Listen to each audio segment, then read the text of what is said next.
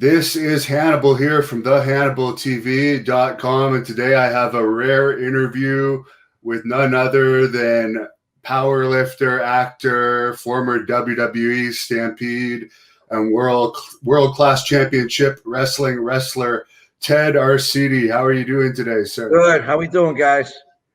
Everyone's doing great. You look very similar, obviously not as thick, but your hair and your face hasn't changed all that much. I got the tail.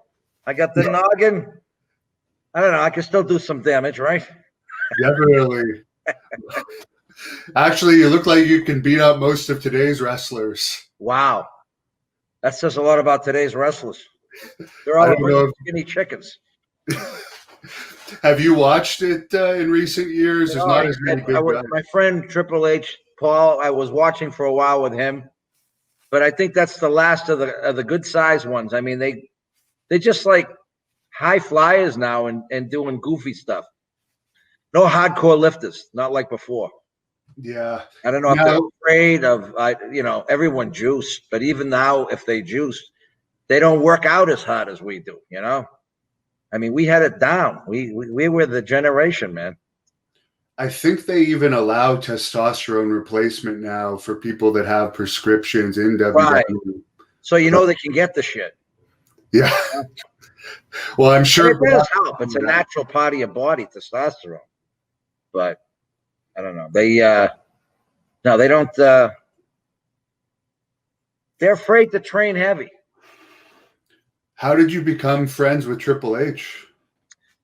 I'm in Manchester, New Hampshire now, and he's from Nashua. And when I was towards the tail end of wrestling, I had my store here, Weightlifters Warehouse, and I had my product line, my vitamin supplement line in Joe Weider's magazine. So he used to come over here and help me with the supplements and stuff. And he was opening up a Gold's Gym with some buddies the next town over. So we became fast friends. This is before he got into wrestling. And then he asked me my thoughts about him getting into wrestling. I kind of steered him toward Walter Kowalski. And the rest is history. But, yeah, Paul and I go way back, like, 89. Wow. Yeah. Do you still keep in contact with him here and there? I haven't, not in several years. He's just so hard to get a hold of, and he's so busy. But I'm sure I will. He used to pop by once in a while. But he's amazing that he might be the one to take over with Stephanie once Vince passes. Yeah. Imagine that. From outstanding wrestler to booker to like main control promoter of the whole thing. I mean, but they couldn't have picked a better guy. He loves the business. He's into it, and that's his life. He always loved it. What was he like in those younger days? He was a bodybuilder, and he really tried to make it in bodybuilding, and he did get some level of success in the New England area. Teenage championship, things like that, state championship. And then I think once he got taller, he realized, because he was like 6'4", that he could make something with the wrestling, because he was always a wrestling mark in the beginning anyway, But yeah. Paul, but he was a worker though. He even promoted bodybuilding contests, and he ran the sales and all that stuff for Gold's Gym in Nashua and their other locations. He met Flair and these other guys when he flew down for a Gold's Gym seminar. They happened to have those guys speaking. But Paul was really avid in the business end of the gyms. He promoted them. He got them started. Memberships, advertising. Guy's a hell of a businessman. Before, a lot of people don't know that. He was really, really smart kid.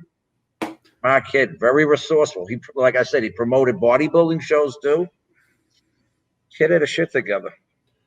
I understand you grew up in Buffalo, New York. Could you tell us a bit about your childhood and the sports you played growing up?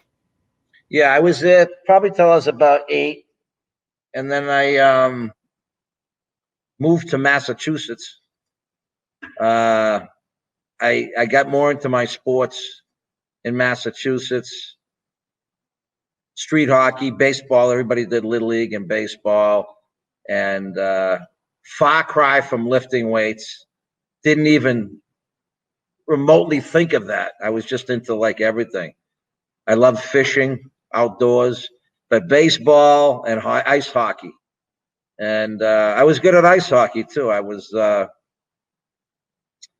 to play pro. I wasn't good enough to play pro, but I made all the all-star teams and stuff in the Massachusetts area growing up. Bantams, midgets, all the way up to junior A. And then I played some college, but that's what I started, kind of like Triple H. I was feeling my oats with the weightlifting, and I was doing great lifting. I was making gains, like 5 pounds a week on the bench. And when I started lifting weights in the blizzard of '78, that was that big storm in Massachusetts, all over New England. I started lifting weights there because we were all like, it was like COVID, but it was like snow. Everyone was sequestered to their houses.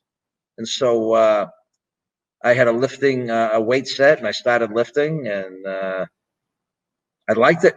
I had done a ton of calisthenics, though. I was really heavy into the push-ups, the chin-ups, the dips, sit-ups, and I did that for years. And that really made me rip it. It made my tendons really, really well conditioned. So when I transformed into weight training per se, like benching and shoulder pressing, I already had the good joints.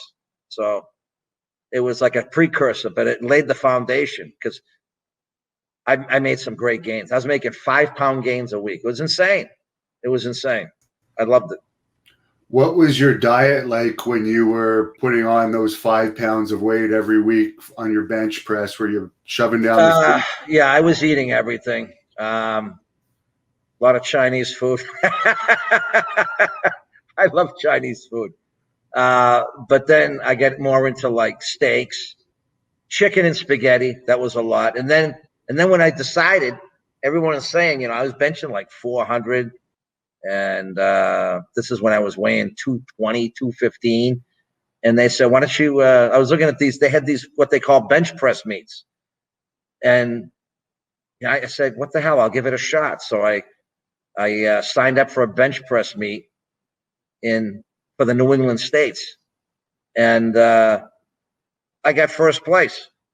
I got the best bench, 440 at 220, which was great. And then I did the nationals after that, and then the collegiates, and then it was awesome. I was on a path to like being the first guy in the area to bench 600, and I would just do like a meet or two a year, and I started getting a following and getting a lot of national attention, starting to get write-ups in the powerlifting and the muscle magazines. And that was a big thing then. I mean, this is when the Road Warriors and everybody, they knew about me because they would be reading the same shit. They're in their rooms and they're at their houses lifting weights and stuff. And that's all we dug, man. It was great. Bench pressing, powerlifting, So what were your workouts like when you were training for bench press? Did you still do every other body part, or would you yeah, I still would work my legs. You want to work your legs because that's part of the whole organism,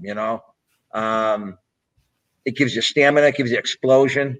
So I always knew from the beginning, still work your legs. And I would still do some running up stadium steps and stuff, up hills, because that gives you a lot of explosion, gives you a lot of anaerobic energy, because that's what you're doing when you're on the bench, and when you're powerlifting, squatting and stuff, you're exploding. A lot of people negate that, but I'm glad because I had a good background of sciences and stuff. I was a teaching degree, but I had a minor in biology and med studies, so that helped out a lot. I remember concentrating on the bench press, nose breakers, tricep extensions to the nose, behind the neck press, curls, lats. Lats were really big because I just figured all this out. If you're going to bench a lot, you want a nice foundation, a nice big foundation, a nice big back. And it made perfect sense. To get a great bench, you needed like a whole symmetry, almost like a symphony of everything kicking in a microsecond at one time. Your lats, your shoulders, your triceps blasting up. So it wasn't just pecs, behind the neck press, shoulders, lats, triceps. Really important, really important. And I built up my neck too. You want to build up a good neck too, because you don't want to. One thing that used to just, I don't know, I could never fathom it. I would see a lot of these bodybuilders and some of these power lifters. They look great, but then their neck, it looks like they were like a larvae form or something. They look skinny, you know? You got to have a good neck. So would you just do the harness that you'd put on your head? I would do the 4-way neck machine, like the Nautilus. They had that. I got one here now too, in my studio here. It's great. I got the whole setup. Right, Nick? Yeah, he's here now. I got a mill floor here in Manchester. We got the whole mill building. My dad and I bought it. Wow. And, I have a whole floor, polished hardwood. It's like Rutger Hauer's place. I got my workout area, my office. This area here, because of COVID, when I do my acting and we're sending off tapes to agencies and stuff, we do the self-tapes right here. So we got everything going. It's an awesome. Where are you now? What state? I'm in Canada. Oh, fuck. If you make it down here, you got to love it. You're going to love it here. It's like these old mill buildings. We converted the thing. It's beautiful. I've driven through New Hampshire a few times, so next time I'll definitely look you up. Oh, definitely. Come to the store, man. I got people coming to the store all the time just to like shoot the shit with me and stuff. As far as your sets and reps when you were training bench press, what would be a typical training? Oh, okay. Yeah. Well, let's say on the road to World Recordville, I would do like a cycle. And the first phase of the cycle would be like 5 to 8 weeks of sixes. I would do my best 6 reps I can after a warm-up, 4 sets of 6 reps. And I try to get, and this is like my last cycle before I got the world record, before I did 705. I still got it down in my head, but I got it down on my training papers too. I ended up with 505 to 515 for sixes. And then I would go to 5s. And then I would get up to like 4 sets of, oh God, close to 560, 570 for 5s. Then I would go to triples and doubles. And those are like 3 sets of 3s and then a set of double. 2 sets of 3s and then a set of double. And then I'd break down and do some reps. Now this, and a lot of people don't believe this, but this is while I was off the shit. I got up to a 600-pound bench off the sauce. And then when I got on the sauce, because it was like, what's that bodybuilder who won 7 times in a row? Not Haney, Dorian Yates. I did the same thing like he did. I'd be on the shit 6 months out of the year, 6 months off, 6 months on. So when I was on, oh man, those numbers, your body kicks in. It's like welcoming. You got great receptors. So my best 6 was like, shit, 535, 540. And then my best 5 would be 600. And then I knew I was smelling a world record when I could do 650 for 3. 635 for 3. And this is with no bench shirt, just like a t-shirt. 635 for 3 and then 650 for fucking 2. And I knew when I could do that, I could blast 7 or anything after that. Did you do that once a week, twice a week? How often? Oh, just once. I have a light day on a Monday, and the heavy day, which I explained, was on a Thursday. Heavy behind the neck is on Saturday, but Monday was light. I mean, light for me, just repping out 400. Light behind the necks, maybe 275 for reps. You know, I had great recuperating power, but I think I say the big thing was because I didn't stay on the sauce long. You stay on the sauce too long, and your body gets used to it. You don't get that kick, and you don't get those receptors working. And you want to build up your tendons and your ligaments as naturally as you can. You know, so there's a science behind that too. And I never had a coach. I just figured this out all by myself. Interesting. Did you have much connection with Bill Kazmaier over the years? No, only when I saw him up in Calgary. He actually was kind of like, he had a lot of his friends detracting me from going for the world record because he knew I was going to break it. So they'd be doing crank calls at night and shit like that, or trying to say that my lift isn't going to be official because there won't be any judges out there. I mean, this is Hawaii, the international championships, and he wasn't even there. And him and his manager would do stupid stuff, just trying to get my head out of it so I wouldn't go for the record. I just had to block it. So I thought that was kind of bullshit of them lowering themselves to play games like that for another athlete, you know. I heard he was ribbed really badly in Calgary. Yeah, he didn't get along that good. He didn't have that. He didn't have the character, and I guess he wasn't humble enough to work with somebody. I mean, he meant well and stuff, but he just didn't have it as far as the panache, the character, because this is a guy that won the world's strongest man so many years in a row, legitimately the strongest man of the world, all 3 lifts, world championships, but he didn't want to give. He didn't want to. He wouldn't receive. There wasn't a balance. He wanted to be put over all the time, so it would be a shitty match because he didn't want to take a beating. You know, he didn't want to be a part of a comeback. He just wanted to dominate, and that's ego. He had an ego, but they ribbed him and stuff. They ribbed him, and I don't think he lasted long. That he went to the NWA, but I lost contact. I mean, I talked to him a couple times when I had my supplement company. We were doing a big trade show out in Germany. Great guy and stuff, but for wrestling, I just don't think he didn't have the right character, you know. Yeah. Is it true he had some sort of steroid operation go into for a while there that was helping fund all of his endeavors? Or I don't believe that. I didn't know anything about him selling steroids. No. Okay. I don't think he was making enough money because he had his own supplement company and he was, he's doing promotions on his own stuff. I don't think he had to do that. Yeah, I think Bruce Hart may have mentioned something about that, but Bruce is not the most credible when you're talking. Yeah, Bruce kind of slings the shit sometimes. He's kind of like a wannabe because his brothers, so I think he's always going to feel that he was,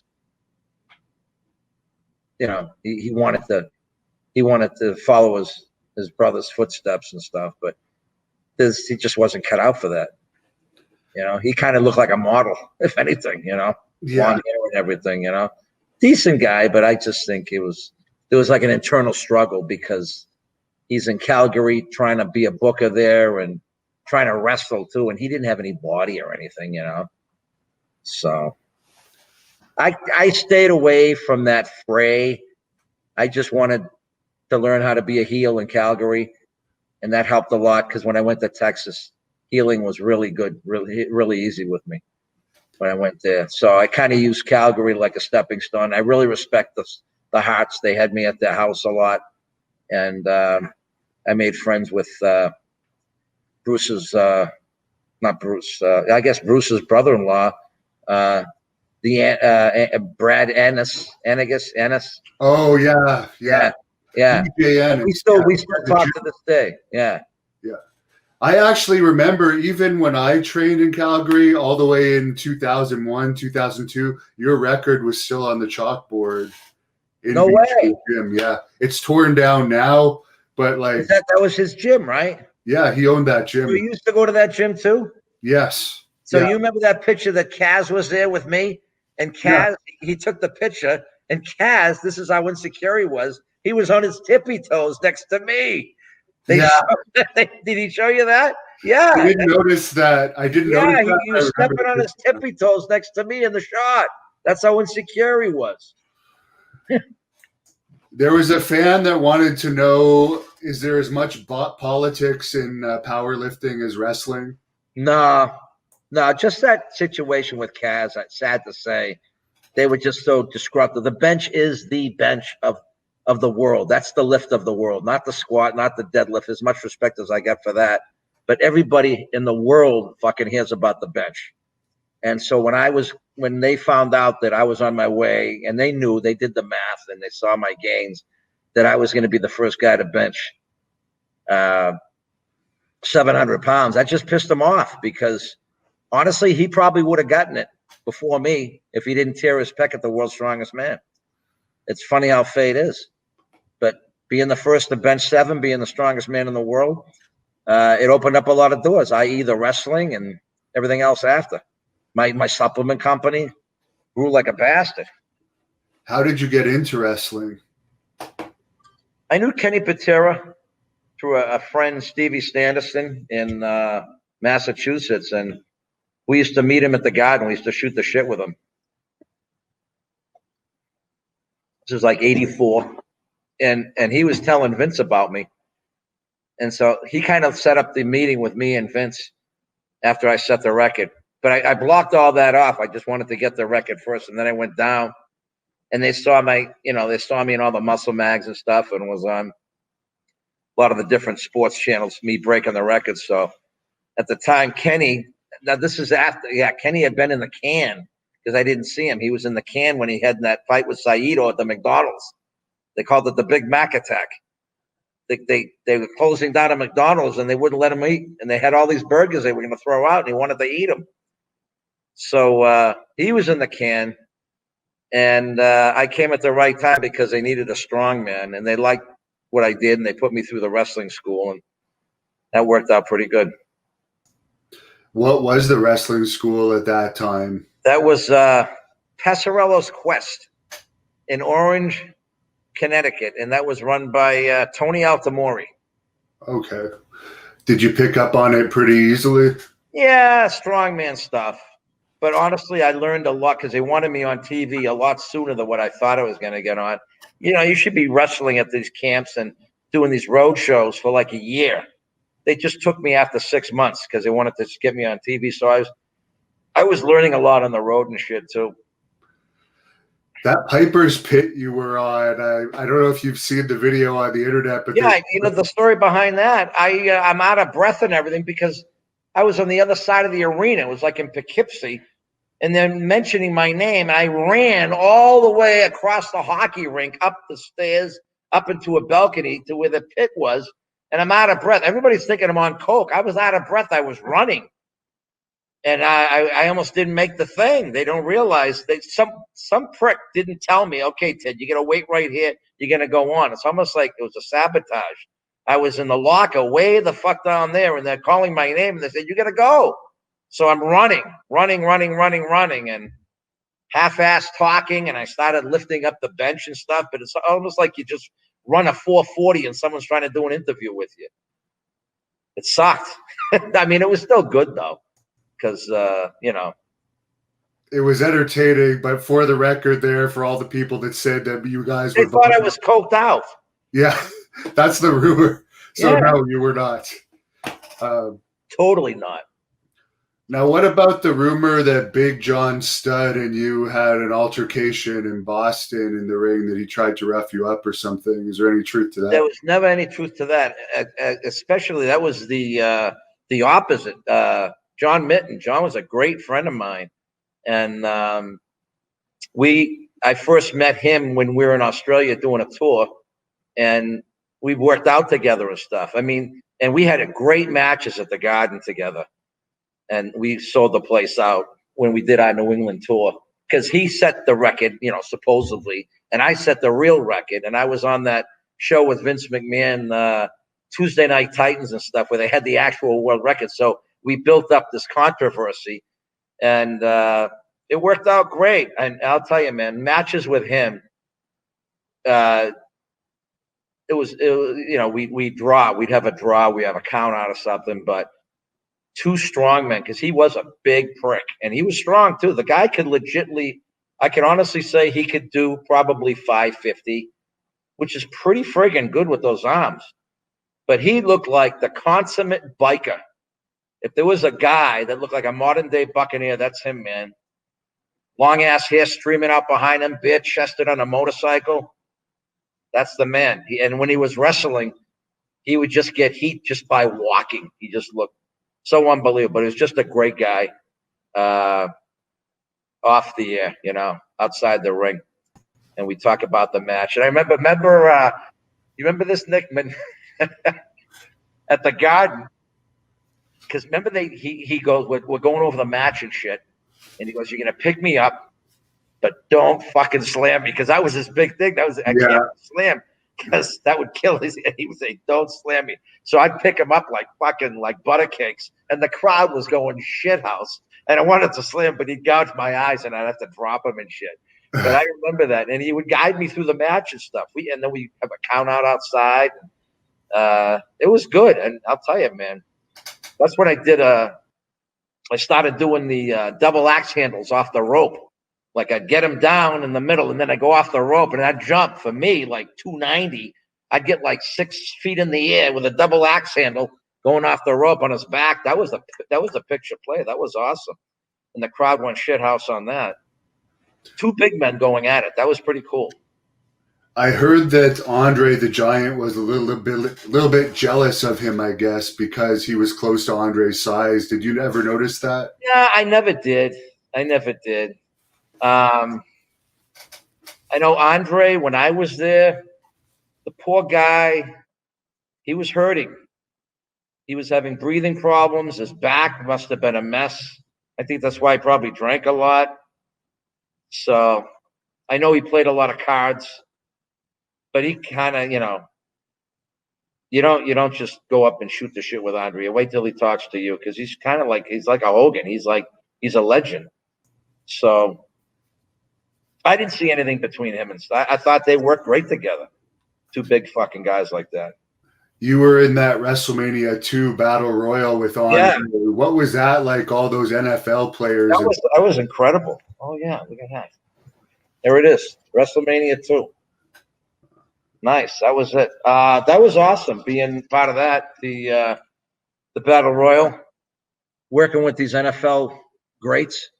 And we had like a mutual respect, them and me, and us, wrestlers, world-class lifters, and them with the football. And I'll tell you, man, that was probably the most watched WrestleMania, other than one with Andre the year after. But this one, when they had the 3 telecasts, New York, LA, Chicago, that was all over the world. That was like insane exposure. Just all over the world, because that was just insane. And I was just happy to be part of that thing. When they call your name out and you're going out to the ring in front of like millions of fucking people, you can't help but be pumped. Yeah, you'd feel like you're on coke there. You just want to start killing people. How was Tony Atlas to work with? I know you had a bunch of matches with him. Yeah, he wasn't bad. We'd take it out of the ring sometimes. A lot of countouts with Tony. But he was good as far as like a give and take, and he had been there before me. And that guy had a legit 550 bench.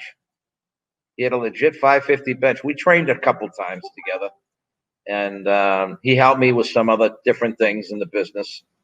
And we worked together, I think, down in Texas too, because he was down in Texas, World Championship Wrestling down there, world class. Now, you also worked with Hercules Hernandez, another huge bodybuilder. Oh, he was great. Yeah. Sad he passed early. But that guy can work. And he was a good bencher, too. I mean, he could still bench 550, 560. And, it's funny. I was telling John on the promo today. When you look at it, a lot of us wrestlers, basically, we were just a bunch of fucking gym rats, that just wanted to get into wrestling. We loved the fucking gym. We were the strongest in the gym, and a lot of them played football and stuff, but they loved working out, and so it seemed like a natural progression. But I remember him; he was telling me he wasn't even a bodybuilder; he just loved working out. He had a great gimmick, though. Good hair, man. Could he throw a punch too? He had the best punches, probably right up there with Brett. Throwing a punch, it looked like he'd decapitate you, And he was in that Gulf Coast. He was in that Florida league for a while down there. That's where he got good. I think Percy Pringle might have been his manager down there too, off and on. Yeah, I think for a while. A fan is asking, what did you do for your forearms to get them so huge? I just followed my routine. When you got to grab the bar tight, I didn't do any individual forearm work. I just did, the benches, the tricep extensions, the behind the neck press. And I guess when you're grabbing all that damn weight, you can't help but get big wrists and forearms and stuff. I paid the price, though. I mean, I had to have multiple surgeries. I feel good now, but man, I wouldn't be around today. I had knee surgeries, partial replacements on my knees and my shoulders like 5 years ago. Smartest thing I ever did. Because right now I'm training light, but I feel great. I got range and stuff that I never had before. And a lot of my friends and my brothers in wrestling and lifting, they don't want to go under the knife. Your joint just gets more decrepit, and then you can't move, and then you die if you can't do your cardio and shit. These fucking guys are dropping like flies because they don't want to get the surgery, until it's too late. It's kind of sad. But I just said, fuck it, man. I want to be able to still run. When I was bone on bone, it sucked. It got so bad, I was doing my lats. This is like 5 years ago. I'm doing 130 on my lats. And my shoulders were hurting, but they were like grinding. I said, fuck this. I got to do something. So I looked into not full replacements, but partial replacements where I can still, they put like a titanium sphere over half. They cut half of your humeral head down, like 30%, because it's dead anyway, just from all that bone degeneration. And then they put a half of a titanium spear. They screw it right in perfectly. So you have like a whole new humerus. And then they even carve out, get all the bone spurs out. They probably took about 3 to 4 hours on each shoulder when they did me to clean out all the old, it was like barnacles in a boat, just all the calcium that built up over the years of the heavy lifting and shit. And then they put in an inlay, like a socket, so the titanium can run up and down in it like a ball bearing. And the rehab sucked because I had to retrain my tendons and stuff. But I'll tell you, I'd do it again in a second, man. I try to tell my friends that get the shoulder problems and knee problems, get it done while you can before you have to get a total one. Total replacements are even harder to come back from, So like right now, like shit, what's today? Today's Friday. Wednesday morning, I ran my mile in like just a little over 9 minutes. I run my ass. I get no pain in my knees. Benching, I'm repping 2 1/4. No problem. Lats, I'm doing the whole fucking stack, 220 for reps. Triceps, I do nose breakers light, but I do a lot of them, like 180. Curls, I just do a lot of reps now with like 75, 80 to 100 pounds. And this morning I squatted. I could do 10s with 275 till the cows come home. But that pumps me up, which is good now for like just moving around. It's great for acting. And I love it, man. It's almost like my body when I first started lifting. I'm kind of more cut up, and I can move. Feels good. Really does. Yeah. One guy who didn't fare as well as you for his long-term health is Billy Graham. I know you donated. Yeah, how'd you find out about that? Yeah, Billy told me actually that you donated something like $4,000 to his GoFundMe. What was the connection there with you and him? That when I was on our West Coast tour with Billy, that's when I first met him, and he had a hip problem then, but he was giving me tips and stuff, and he was really giving me encouragement and stuff. But I always loved him, man, and he was just so fucking. The character that he has is just like a beautiful picture. Just looking at the guy and watching him work, just so individual but so unique, and he had a great fucking build. And he used to train with the guys I looked up to. First guy to bench 6. All the bodybuilders out there, and yeah, he was in that generation. So I was looking up to him, but he was still moving pretty good. But I could tell his hips were fucking him. And how is he now, by chance? Is he? I know he had to get like some other surgery too, right? Apparently, due to diabetes, he's about to lose part of his foot now. So it's just one thing after another for him, sadly. Yeah. And he's got. Well, give him my best. I always had respect for him. I'll show him this. Oh yeah, definitely. Billy, man, fucking hang in there, man. Now, for Ken Patera, there was a rumor that they let you go from WWE because Ken came back from being in jail. Was that true? Well, that was part of it. They didn't want two strong men there, but it was kind of like dual purpose because I wanted to. They wanted me to be a heel, so I went to Calgary to do that. And then it still wasn't time to come back, so I said, "Fuck it, I'm not going to stay in Calgary. I want to get on TV again." So I went down to World Class. And I worked with Bill Hart down there, and that was a great move. And when I was all set to go back to the WWE, my vitamin business, my supplement business was skyrocketing like insane because I was in the GNCs, and I had this protein and mega packs and amino acids and all that stuff going before I got into wrestling. But the TV exposure with the wrestling went through the roof.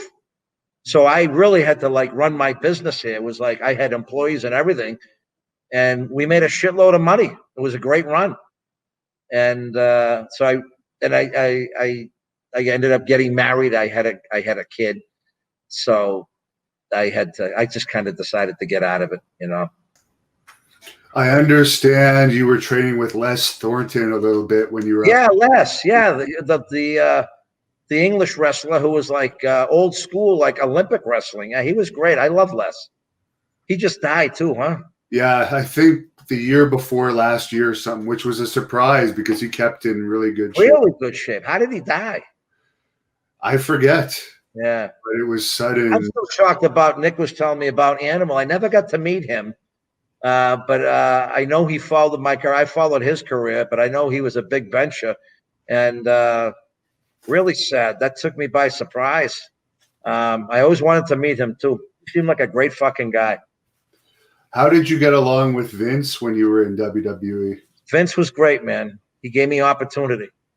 I seized it, and the exposure I got from Vince, I'm glad I performed what I did. I gave him a strongman act, and it worked out pretty good. It worked out all right. Could have been better if I was in there longer, but you know, he put me over, and that's a big solid, man. When you're coming out of a gym, and you know, all of a sudden you have all this exposure and the ability and the opportunity to train for world class, you know. So I always indebted to for Vince. Vince, people rag on him. Man, that guy has done more shit for people. I mean, what do people want? They expect him to babysit them, you know, make sure they're like he's a chaperone. These guys, they get in trouble. That's their own fault. Vince, he gets too much of blame for being a promoter from some of these people because they can't take care of themselves, you know. They always try to blame somebody else. It comes down to self-responsibility. You know, you want to go out and take Xanax and Coke and never sleep and just, you're going to blame that on Vince? That's your own doing. You know, you're an adult. So I always found it amusing and actually irritating that they would try to blame Vince on someone that goes wacky, like Benoit or somebody.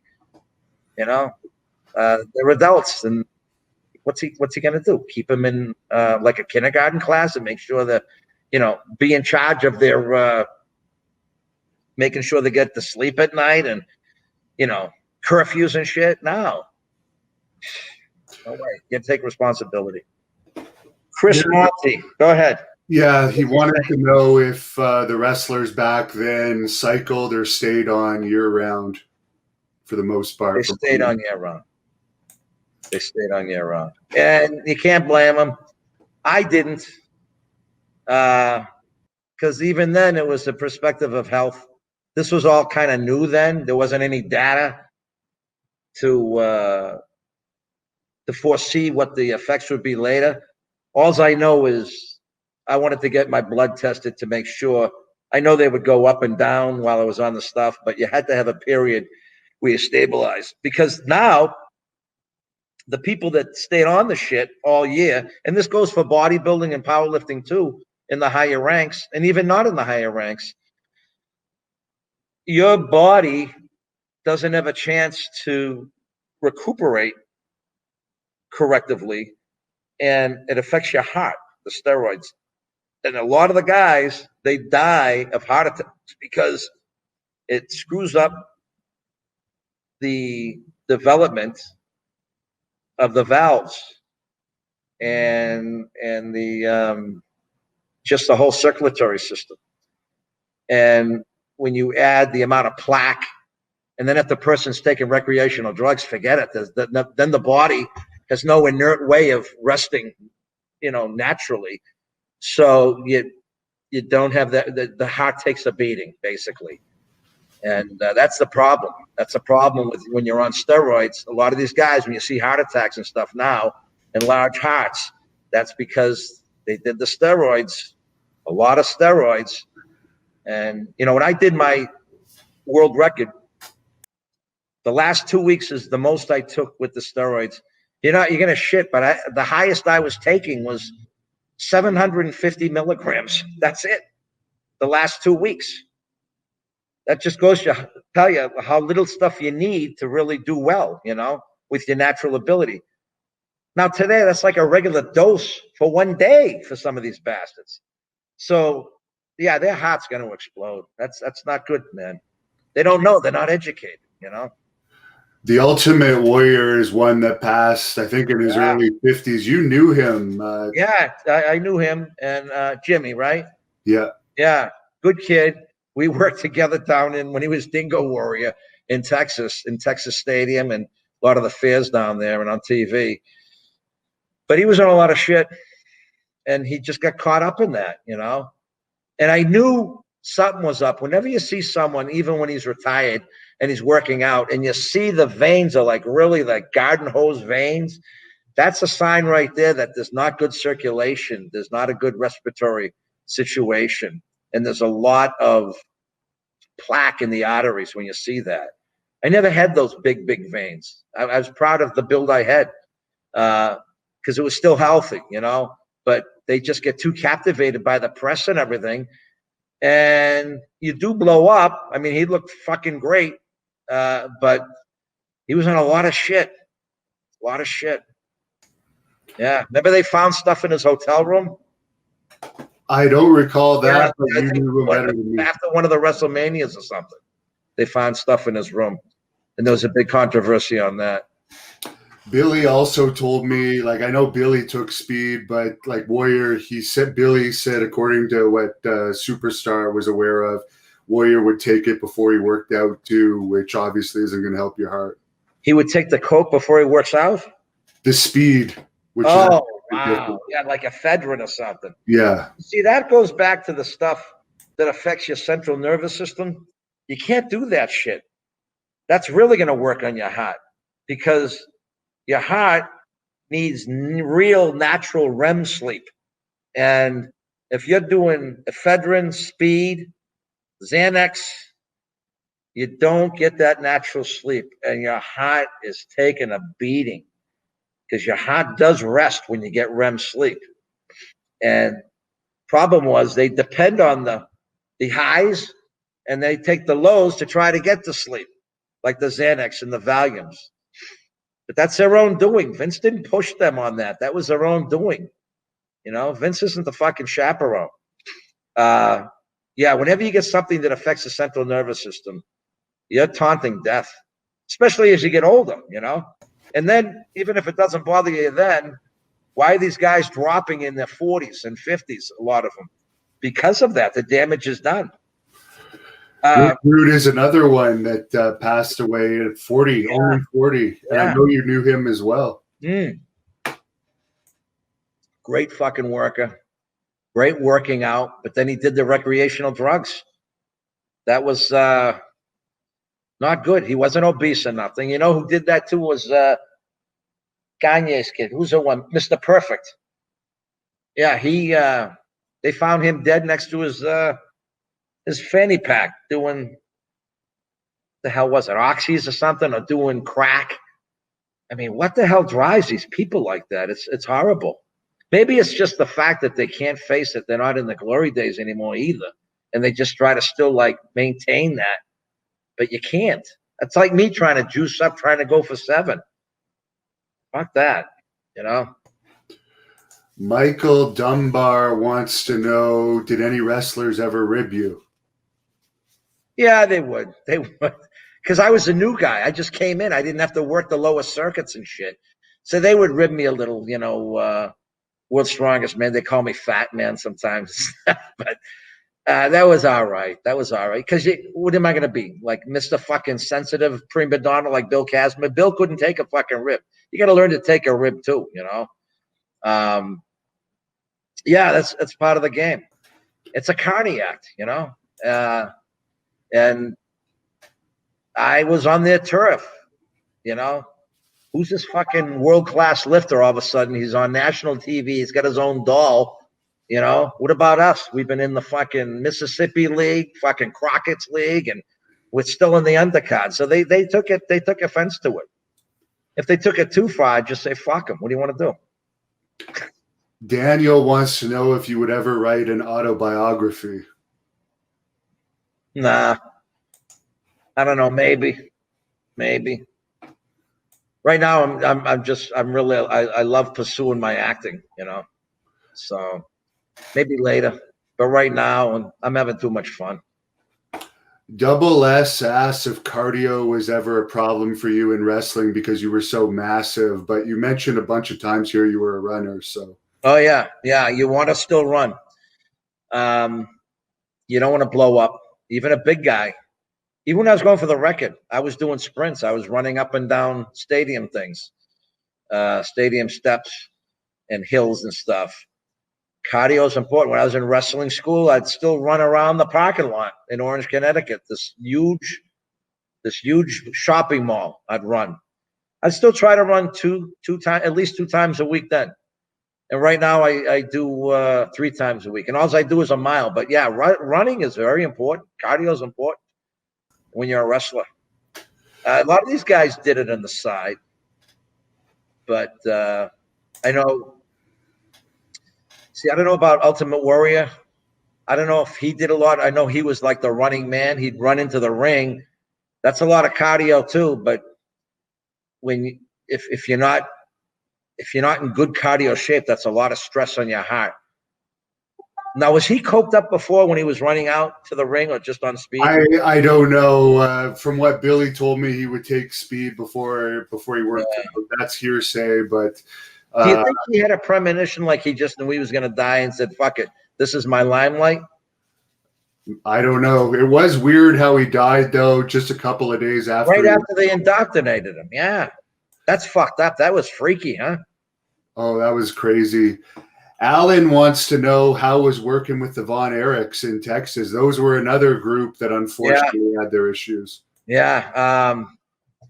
I remember when I went to Texas, Brody was the booker, And I still had to prove it to Gary Hart that they wanted to see me work in a dark match. And I was with Cousin Junior in Fort Worth, and it was a great fucking match. I healed. And I still remember going back to the TV room, and he goes, "You can work, brother." And then I had a meeting with Fritz where they were going to push me, give me a good push. But I had to prove it down there. And I was in the room with the Von Erichs, all of them. It was Kerry, the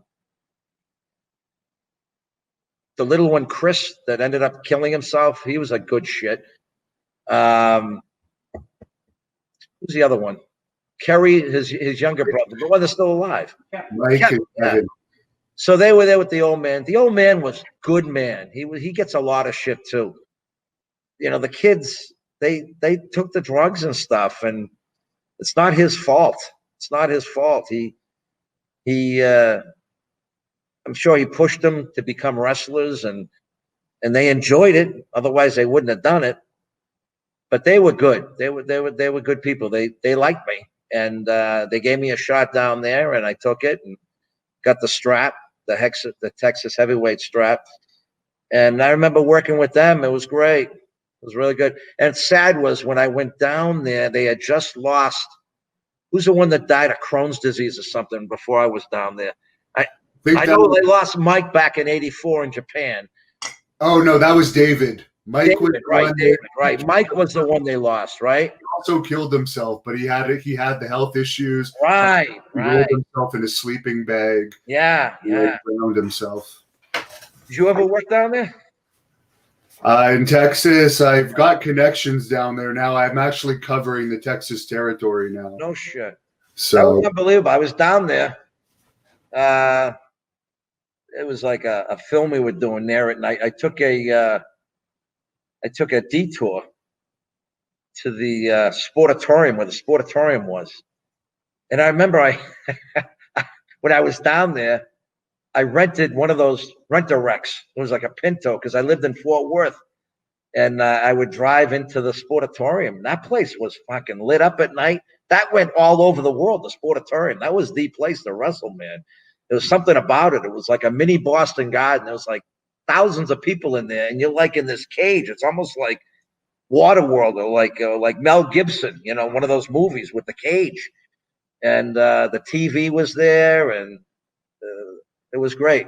But the Von Erichs, they put me over well. I worked well with Kerry and Kevin when they did their tags, and that was an honor because, I mean, they put that place over big time when they had their feud with the Freebirds and shit, and the Great Kabuki and everything. That's when I was lifting weights and I was watching those guys. So I thought that was pretty humbled area. It was pretty hallowed ground there. And then to see it's just like a parking lot now. It's nothing. Yeah, they tore it down. Yeah.